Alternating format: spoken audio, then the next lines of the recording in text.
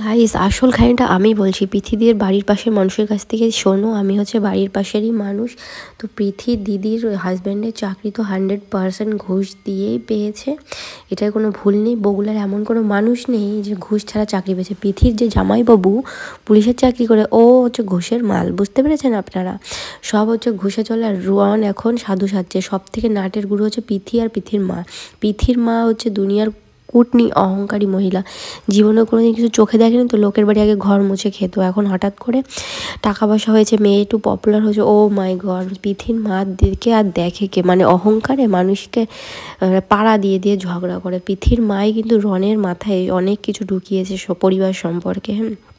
যখন আস্তে আস্তে রন ও তার দিদির কাছ থেকে দূরে সরে আসছে, তখন করেছে রন, তখন ও দিদির কি খারাপ লাগবে না, মায়ের কি খারাপ লাগবে না যে আমার ছেলেটা অপর একটা মেয়ের কারণে আমাদের থেকে দূরে সরে আছে, আমাদের এখন ভালো চোখে দেখছে না, ভালো ব্যবহার করছে না। পৃথি হচ্ছে কানের তার মধ্যে নানান রকমের ফুসমন্ত্র দিয়ে দিয়ে এরকম করেছে, বুঝেছো?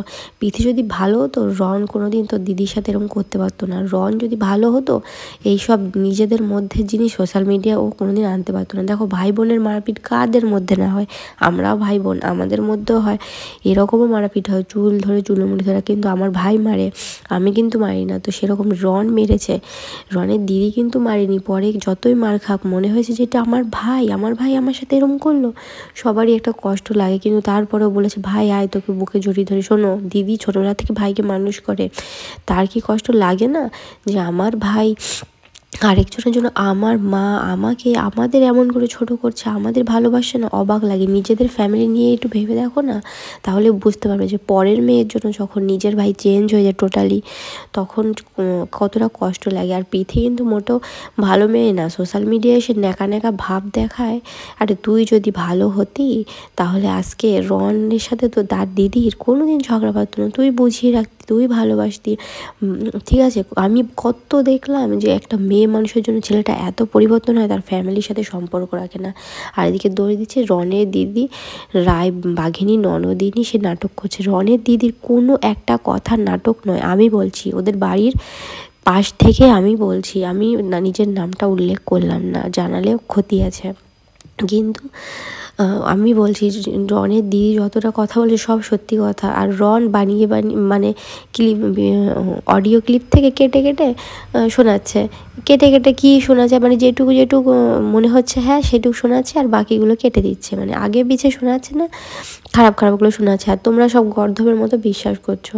হ্যাঁ, রন পুরো অন্ধ হয়ে গেছে পৃথি আর পৃথির মায়ের ইয়েতে, বুঝতে পেরেছো? রন খারাপ, ভালো মানে খারাপ বলবো না, সে অন্ধ, টোটালি প্রায় অন্ধ, পরিবারের প্রতি বিরক্ত। আর বিরক্ত করেছে একদম পৃথির মা কানের মধ্যে তো ঢুকিয়ে। আমি কত দেখলাম আমার আশেপাশে আরও মানুষকে, বুঝলে? একটা মেয়ে, মা আর মেয়ে যখন খারাপ হয় না, সেই ছেলেটার ফ্যামিলিতে পথে নামাতে আনার জন্য মানে এনাফ, আর কিছুই না।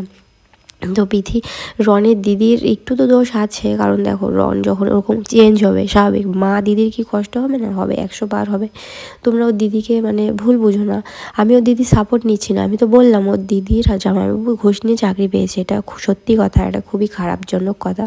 কিন্তু ওর দিদির যে কষ্টটা সেটা আমি বুঝতে পারছি, কারণ আমাদের ফ্যামিলি তো এরকম টাইপেরই হয়, পুরো সেম ফিলিংস। হ্যাঁ, যে কেউ শুনবে ভাববে যে ওর দিদিরই দোষ, এদের কোনো দোষ নেই। দেখো পৃথিকে তোমরা প্রথম থেকে দেখে এসো, এই জন্য পৃথি যা ন্যাকামো মারে তোমরা সবাই বিশ্বাস করো, এটা স্বাভাবিক ব্যাপার। তোমরা ওকে আগে থেকে চেনো, ওকে বিশ্বাস ছাড়া কাকে বিশ্বাস করো? পৃথি আর পৃথির মা আর পৃথির দিদি নাটের গুরু, মানে সে যে কী নাটের গুরু, মানে আমার বলতে কষ্ট লাগছে, খারাপ লাগছে এমন করে। কিন্তু খুব খুব মানে অহংকারী, আত্ম অহংকারী, কিছু ছিল না জীবনে, হঠাৎ করে বড়লোক হয়ে গেছে তো তাই জন্য।